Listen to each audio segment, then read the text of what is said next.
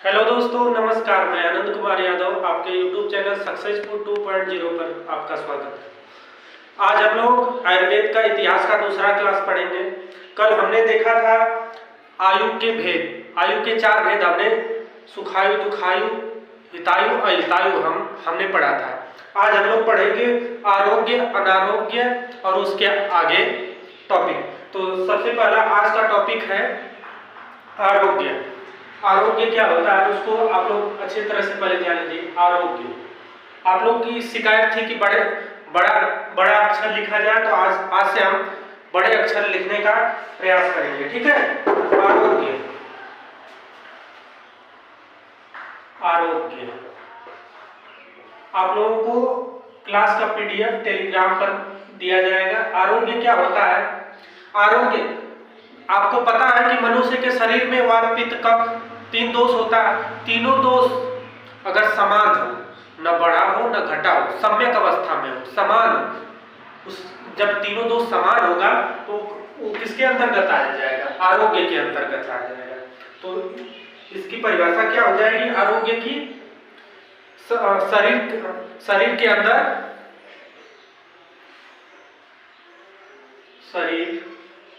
अंदर, शरीर के अंदर तीनों दोष। अब देखिए, दोष लिखकर हम ब्रैकेट में कौन तीनों दोष है उसको लिख लेंगे। वात, पित्त, कफ। वात, पित्त, कफ। वात, पित्त, कफ सम्यक अवस्था यानी समान अवस्था में हो। सम्यक अवस्था में हो। सम्यक अवस्था में हो उसे आरोग्य कहते हैं। उसे आरोग्य कहते हैं, ठीक है। अनारोग्य, आरोग्य और अनारोग्य दोनों में पढ़ाने के बाद आपको बताऊंगा कि कैसे एग्जाम में इस पर क्वेश्चन आपको पूछेगा, ठीक है। अनारोग्य हम लोग पढ़ लेते हैं। अनारोग्य, ठीक है। अनारोग्य क्या हो जाएगा? शरीर के अंदर वात, पित्त, कफ या तो दोनों बढ़ा हो, या तो एक बढ़ा हो, या तो तीनों बढ़ा हो, या तीनों घटा हो, या तीनों में से किसी में, या तो तीनों एक साथ हो सकता है, या तो 2 या तो 1 घटा हो या बढ़ा हो, वो अनारोग्य के अंतर्गत आ जाएगा। शरीर के अंदर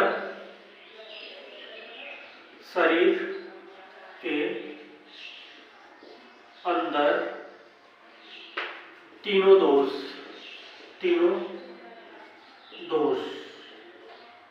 में से, तीनों दोष तो आपको समझ में आ गया हो गया। वात, पित्त, कफ में से एक या 2 या तीनों की अवस्था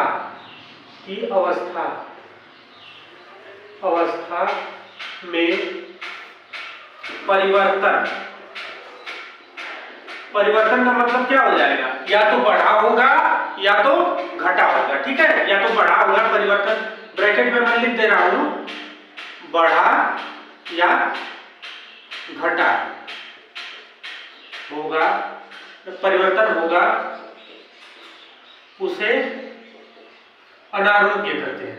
अनारोग्य कहते हैं, ठीक है। आरोग्य आपको समझ में आ गया होगा, अनारोग्य समझ में आ गया होगा। आप देखिए आपको एग्जाम में कैसे क्वेश्चन पूछेगा, ठीक है। ये तो दोनों बात समझ में आ गई। जैसे फर्स्ट क्वेश्चन पूछ दिया कि वात, पित्त, कफ की सम्यक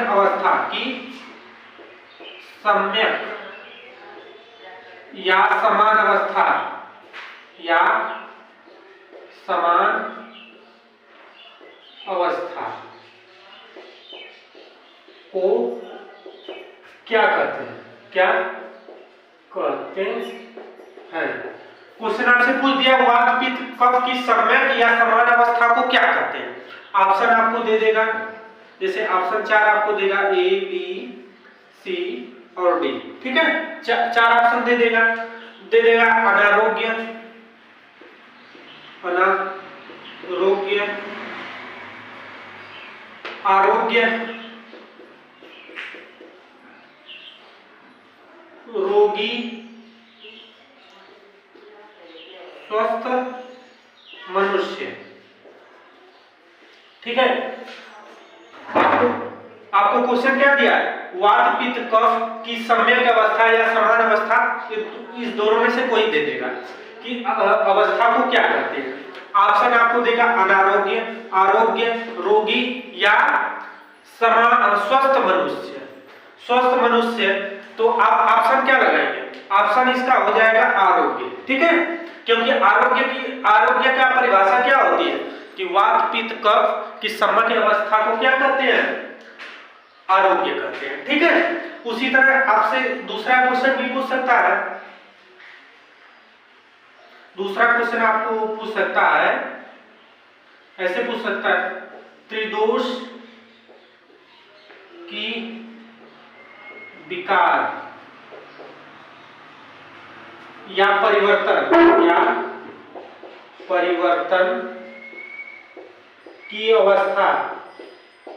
की अवस्था को क्या कहते हैं, को क्या कहा जाता है, ठीक है। कोई जरूरी नहीं है इसी तरह पूछेगा, जैसे आपको मैं समझाने के लिए बता रहा हूं, जैसे त्रिदोष की विकार या परिवर्तन अवस्था को क्या कहते हैं। तो ऑप्शन दे देगा ए बी सी और डी। चार ऑप्शन दे दिया, मान लीजिए दे दिया आरोग्य, वात दे दिया, पित्त दे दिया, या तो दे दिया अनारोग्य, ठीक। इसका आंसर क्या हो जाएगा, जैसे त्रिदोष की विकार या परिवर्तन अवस्था को क्या कहते हैं, अनारोग्य कहते हैं, ठीक है। तो इसका ऑप्शन नंबर आप चौथा लगा देंगे। इसी तरह आपको एग्जाम में क्वेश्चन अनारोग्य तो हमने देख लिया, अब हम लोग देखेंगे आरोग्य अनारोग्य हमने देख लिया, अब हम लोग देखेंगे आयुर्वेद का प्रयोजन या आयुर्वेद का उद्देश्य। आपसे क्वेश्चन पूछ सकता है कि आयुर्वेद का प्रयोजन क्या है या तो आयुर्वेद का उद्देश्य क्या है। आयुर्वेद का प्रयोजन, आयुर्वेद का प्रयोजन या आयुर्वेद का उद्देश्य, या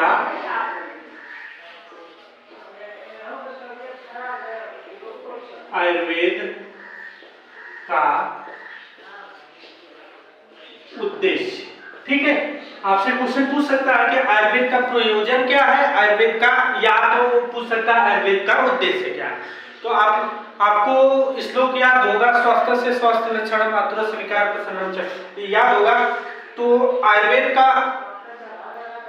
का मुख्य दो प्रयोजन है, ठीक है। उसको मैं श्लोक को नहीं यहाँ पर लिखा रहा हूँ, क्योंकि आपको कंपटीशन एग्जाम देना है, लिखित को एग्जाम देना नहीं है कि आपको श्लोक याद कराया जाए और श्लोक याद करा के श्लोक लिखाया जाए, ठीक है। हमें ऐसी चीज पढ़ना है कि जो कंपटीशन में आए और उससे हमारा काम हो जाए। तो ये श्लोक सबको, जहां तक हमको उम्मीद है कि जो भी पढ़ा होगा सबको याद होगा। तो आयुर्वेद के मुख्य दो प्रयोजन होते हैं,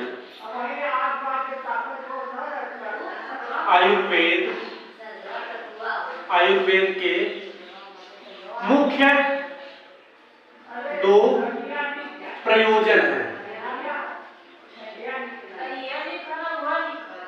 आयुर्वेद के मुख्य दो प्रयोजन है, ठीक है। आयुर्वेद के मुख्य दो प्रयोजन है। प्रथम प्रयोजन क्या है, प्रथम क्या है, प्रथम है स्वस्थ लोगों के स्वास्थ्य की रक्षा करना। आयुर्वेद का उद्देश्य या प्रयोजन क्या है, स्वस्थ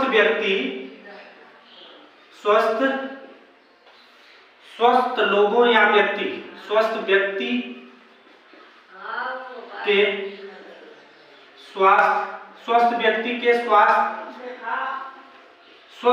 के स्वास्थ्य की रक्षा करना, की रक्षा करना। पहला प्रयोजन क्या है?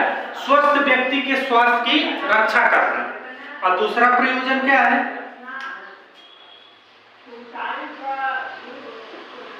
दूसरा प्रयोजन क्या है? रोगी या आतुर व्यक्ति के रोग को दूर करना। रोगी पुस्तक में आतुर लिख सकते हैं, आतुर व्यक्ति के रोग को दूर करना। ठीक है। आयुर्वेद का प्रयोजन क्या है? आयुर्वेद का प्रयोजन है स्वस्थ व्यक्ति के स्वास्थ्य की रक्षा करना। ठीक है, फर्स्ट प्रयोजन। सेकेंड प्रयोजन क्या है? रोगी यानी आतुर व्यक्ति के रोग को दूर करना। ठीक है, आयुर्वेद का सेकेंड प्रयोजन क्या है? रोगी यानी आतुर व्यक्ति के रोग को दूर करना। तो आपसे क्वेश्चन कैसे पूछेगा? क्वेश्चन आपसे पूछ सकता है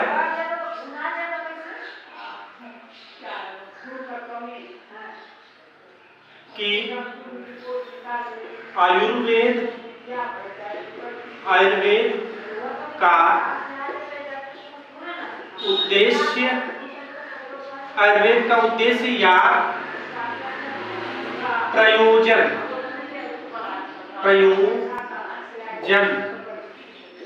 कितने प्रकार का होता है? आपसे क्वेश्चन पूछ सकता है कि आयुर्वेद का उद्देश्य या प्रयोजन कितने प्रकार का होता है। ऑप्शन दे देगा ए, बी, सी और डी। ठीक है, 4 ऑप्शन देगा, 5 प्रकार, 4 प्रकार, 2 प्रकार, 1 प्रकार। ठीक है, तो आपको अगर याद होगा कि आयुर्वेद का प्रयोजन मुख्य कितने प्रकार के होते हैं? 2 प्रकार के। फर्स्ट, स्वस्थ व्यक्ति के स्वास्थ्य की रक्षा करना। सेकेंड, रोगी यानी आतुर व्यक्ति के रोग को दूर करना। तो आपको पता होगा, तो ऑप्शन नंबर 3 आप लगा देंगे, ये आपका ऑप्शन सही हो जाएगा। तो मैं टॉपिक पढ़ाने जा रहा हूँ, इससे क्वेश्चन आपको जरूर देखने को मिलेगा। तो आइए हम लोग देखते हैं पुरुषार्थ चतुष्टय। पुरुषार्थ चतुष्टय क्या होता है, इसको हम लोग देखते हैं। कितने प्रकार के होते हैं? पहला हो जाएगा धर्म, अर्थ, काम, मोक्ष। एक पुरुष या एक व्यक्ति का क्या उद्देश्य होता है? उसके अपने धर्म की रक्षा करना, अर्थ यानी धन को इकट्ठा करना, और काम करना, और मोक्ष को प्राप्त करना। यही पुरुषार्थ चतुष्टय है। क्या हो जाएगा? धर्म, अर्थ, काम, मोक्ष।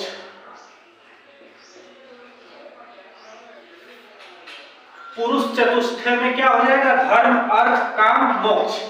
ठीक है, यहां से भी क्वेश्चन आपको देखने को मिल सकता है। अब देखिए, इसके बाद पुरुष चतुष्टय के बाद हम लोग देखेंगे त्रिदोष। त्रिदोष हमने पहले भी बताया, एक बार मैं फिर से बता दे रहा हूं।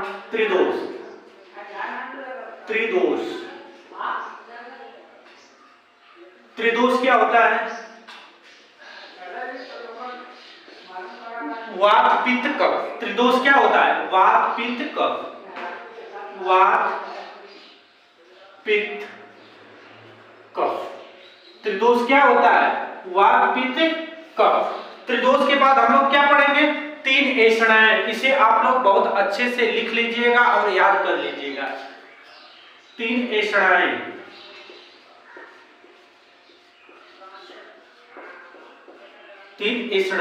ठीक है, आपसे मान लीजिए त्रिदोष, आपसे क्वेश्चन कैसे पूछेगा मैं इसको भी बताऊंगा। 3 ऐषणाएं, प्राण ऐषणा, धन ऐषणा, परलोक ऐषणा। प्राण ऐषणा, प्राण ऐषणा, धन ऐषणा, परलोक ऐषणा।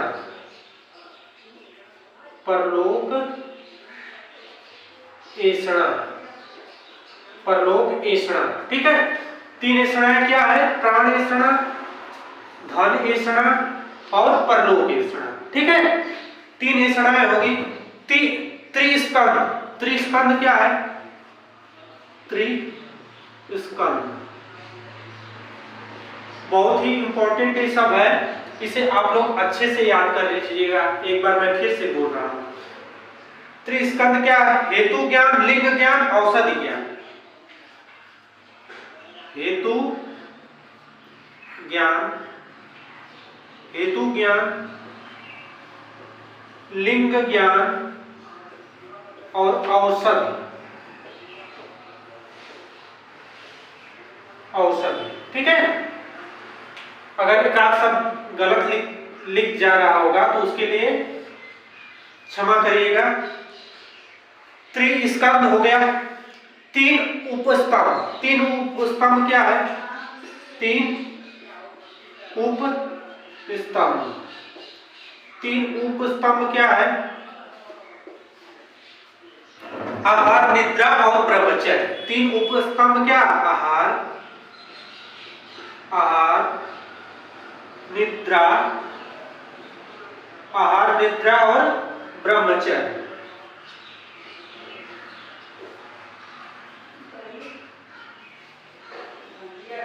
आहार, निद्रा और ब्रह्मचर्य, 3 उपस्तंभ क्या है? आहार, निद्रा और ब्रह्मचर्य। आपसे जैसे देखिए क्वेश्चन इसमें से जरूर आपको देखने को मिलेगा। पुरुष चतुष्टय क्या है? धर्म, अर्थ, काम, मोक्ष और त्रिदोष तो आप लोगों को पता ही होगा, वात, पित्त, कफ। 3 ऐषणाएं क्या है? प्राण ऐषणा, धन ऐषणा, परलोक ऐषणा। 3 स्कंद क्या है? हेतु ज्ञान, लिंग ज्ञान, औषधि। 3 उपस्तंभ क्या? आहार, निद्रा और ब्रह्मचर्य। ठीक है, इसके बाद हम लोग आते हैं त्रिविध रोग। त्रिविध रोग क्या है? देखिए ये त्रिदोष है, त्रिविध रोग। अब देखिए इसमें कंफ्यूजन बना रहता है। त्रिविध रोग, त्रिविध रोग, त्रिविध रोग क्या हो जाएगा?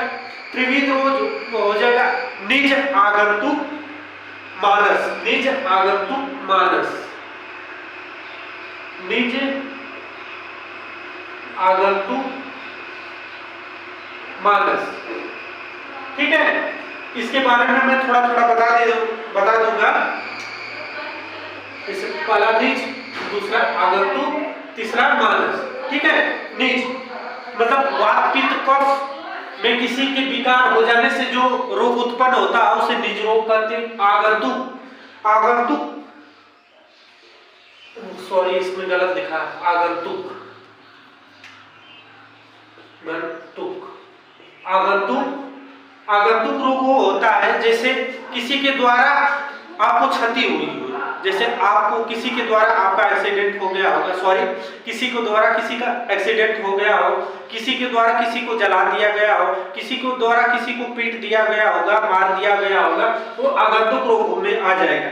मानस रोग क्या होता है? जो जैसे किसी चीज की बहुत ज्यादा खुशी हो गई हो या किसी चीज का बहुत ज्यादा ठेस पहुंचा हो या किसी वजह से आपको बहुत ज्यादा सोचने पर मजबूर हो गए होंगे, वो मानस रोग में आ जाएगा। ठीक है, इतना तो आप लोगों को पता ही होगा, मैं एक बार बस वही रिवाइज कर दे रहा हूं। 3 रोग मार्ग क्या है? 3 रोग मार्ग, 3 रोग मार्ग देख लीजिए। 3 रोग मार्ग, 3 रोग मार्ग, 3 रोग मार्ग में क्या हो जाएगा? 3 रोग मार्ग है कोष्ठ, शाखा, मर्मास्थि, संधियां। कोष्ठ पहला क्या है? कोष्ठ शाखा, कोष्ठ शाखा और मर्मास्थियां।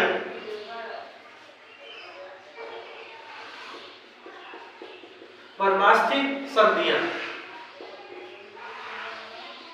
मर्मास्थि संधियां, ये आप लोग बहुत अच्छे से याद कर लीजिएगा। ये जो मैं बता रहा हूँ बहुत लोगों को तो याद ही होगा और जिसको नहीं याद है वो बहुत अच्छे से आप लोग इसको याद कर लीजिएगा।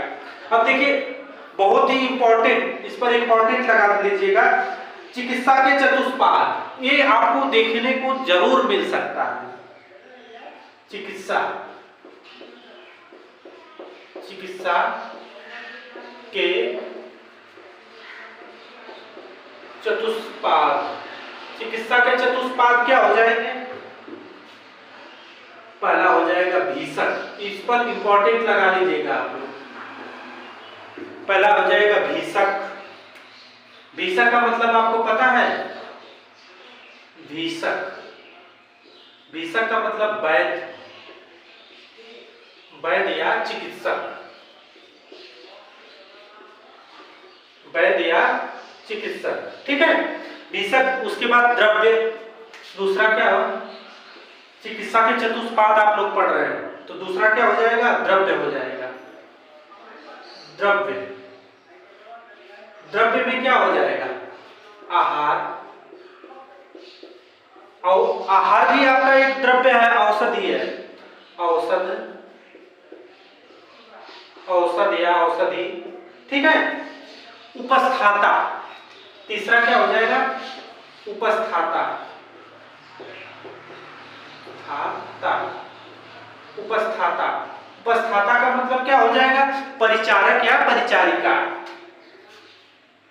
जो फार्मासिस्ट है, इसी को फार्मासिस्ट बोला जाएगा। परिचारक, चारक या परिचारिका, ठीक है, परिचारक या परिचारिका। उसके बाद चौथा क्या आ जाएगा? रोगी, आगंतुक, ठीक है, रोगी या व्याधि पुरुष। पुरुष का, आयुर्वेद में पुरुष का मतलब क्या होगा? आयुर्वेद में पुरुष का मतलब स्त्री पुरुष दोनों, ये नहीं कि जैसे पुरुष आप पढ़ रहे हैं कि पुरुष, पुरुष का मतलब केवल मतलब मनुष्य, मतलब आदमी, औरत नहीं, तो पुरुष का मतलब दोनों हो जाएगा। पुरुष में स्त्री और आदमी और औरत दोनों हो जाएगा। रोगी मतलब व्याधि पुरुष, व्याधि पुरुष, ठीक है। यहां तक आप लोग देख लें। इसके बाद आपका बचता है त्रिसूत्र। त्रिसूत्र देखिए दिख रहा है कि नहीं आपको? हाँ, हो जाएगा। त्रिसूत्र, त्रिसूत्र, त्रिसूत्र क्या है? त्रिसूत्र तो आपको पता होगा, हेतु, लिंग सूत्र और द्रव्य या औषधि। हेतु, हेतु, हेतु का मतलब क्या हो जाएगा? हेतु का मतलब कारण या निवारण या निदान, कारण, निदान,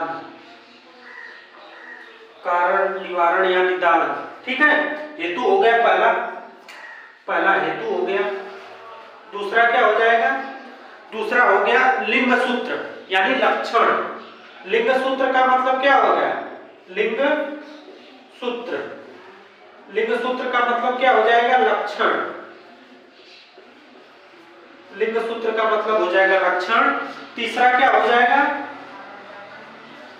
तीसरा हो जाएगा आपका द्रव्य। द्रव्य किस? औषधि, आहार, आप ऊपर ही पढ़े हैं। द्रव्य, द्रव्य में औषधि,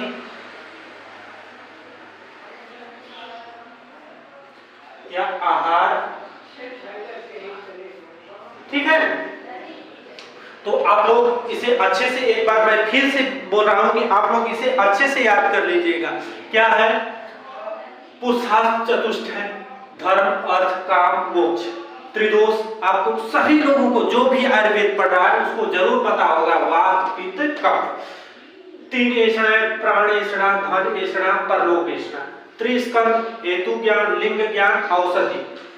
और देखिए तीन उपस्तंभ, आहार, निद्रा, ब्रह्मचर्य, त्रिविध रोग, निज, आगंतुक, मानक। निज रोग के बारे में मैंने बताया है कि निज रोग क्या होता है? वात, पित्त, कफ के विकार से जो उत्पन्न होता है वो रोग निज रोग होता है। आगंतुक रोग, आगंतुक रोग किसी के द्वारा, किसी को किसी के द्वारा क्षति जो पहुंचाई जाती है वो आगंतुक रोग में आ जाएगा। मानस रोग क्या होता है? मानस रोग मैंने बताया है कि मानस रोग जैसे आप किसी चीज के बारे में बहुत ज्यादा सोच रहे हैं, आप बहुत ज्यादा खुशी हो रही है, तो मानस रोग में आ जाएगा।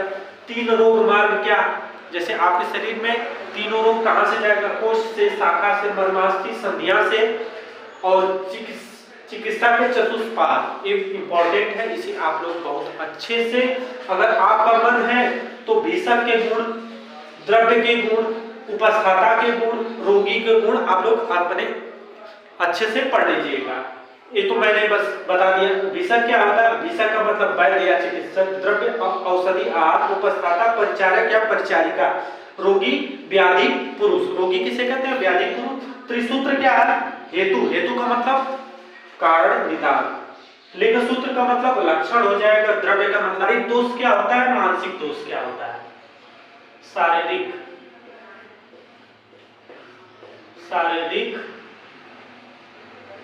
दोष। शारीरिक दोष क्या होता है, शारीरिक दोष में क्या हो जाएगा, वात पित्त कफ, शारीरिक दोष में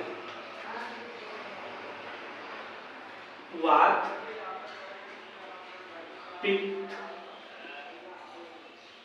कफ। शारीरिक दोष क्या हो गया, वात पित्त कफ, शारीरिक दोष हो गया। मानसिक दोष क्या हो जाएगा,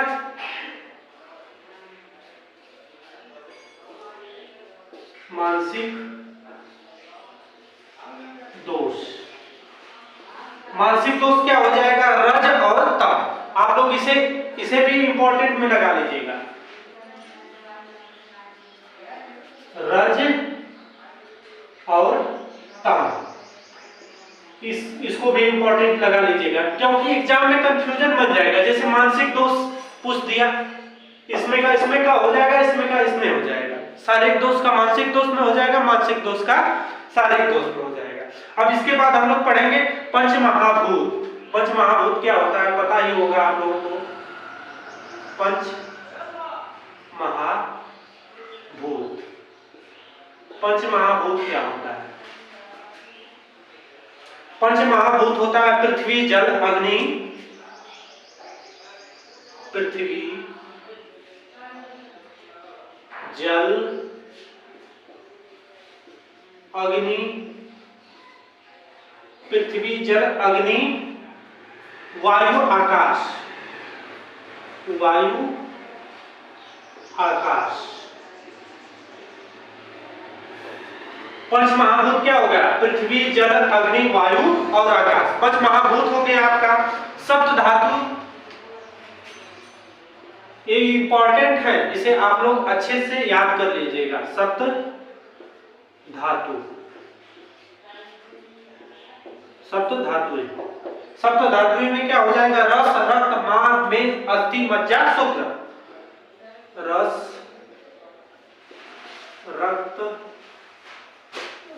रक्त, मांस, मेद, अस्थि,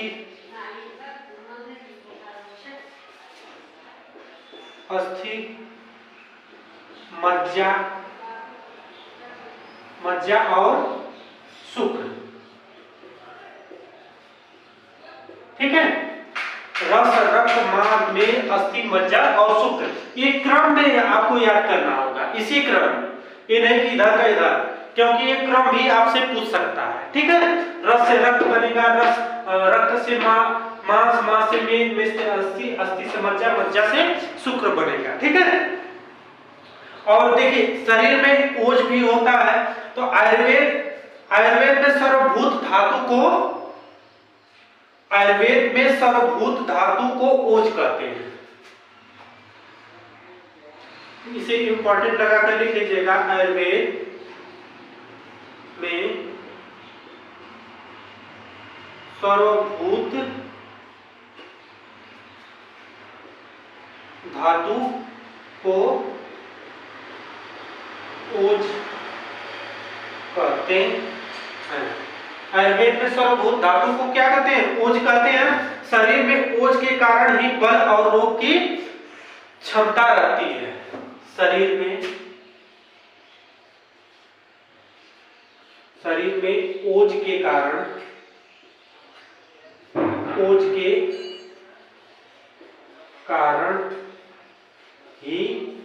ओज के कारण ही बल और रोग क्षमता रहती है।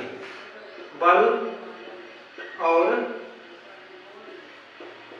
रोग क्षमता होती है। आयुर्वेद में सर्वभूत धातु को ओज कहते हैं, इसे आप अंडरलाइन कर लीजिएगा, ओज कहते हैं। और शरीर में ओज के कारण ही शरीर में आपको तंदुरुस्ती होगी और रोग प्रतिरोधक क्षमता यानी रोग क्षमता होगी। ठीक है। तो लास्ट आज के क्लास का लास्ट टॉपिक आप लोग अग्नि लिख लीजिएगा। शरीर में कितनी अग्नियां होती हैं? 3 अग्नि होती है, जठराग्नि, धात्वाग्नि, भूताग्नि।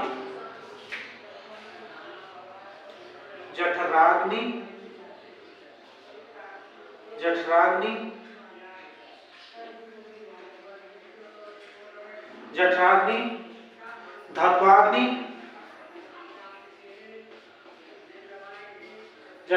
धात्वाग्नि, और भूताग्नि।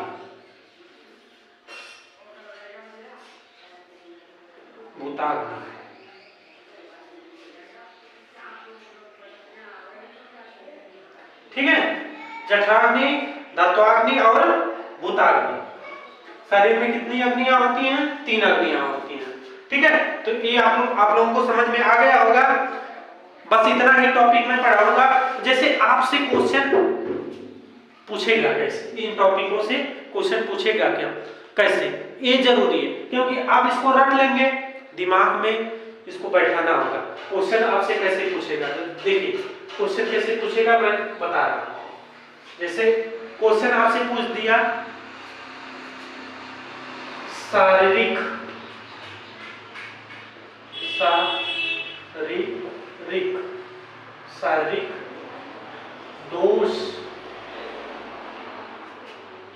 शारीरिक दोष कौन सा नहीं है।